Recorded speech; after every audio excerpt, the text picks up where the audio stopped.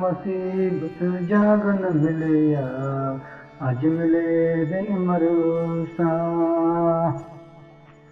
अकल का है क्यों कमलाओ यूं इसके लज न लाई, इतनी सहती आगे चले आ कुछ दिन और लंघाई।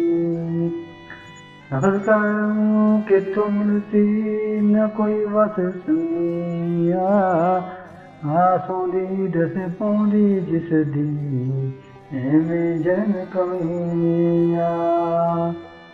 अकल का है कम इश्क दा इसको बस ना करनी, लाके बाजी बेअंदाजी और खुदार नारनी। नफस का ये हारन के या मैं मुड़ मिसल न चले या।